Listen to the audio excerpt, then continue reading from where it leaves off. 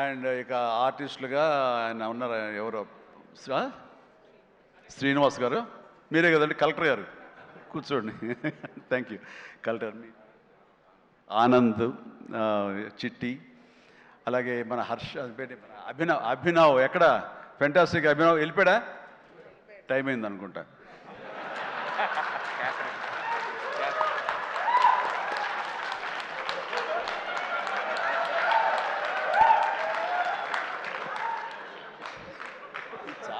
చాలా బాగుందయ్యా.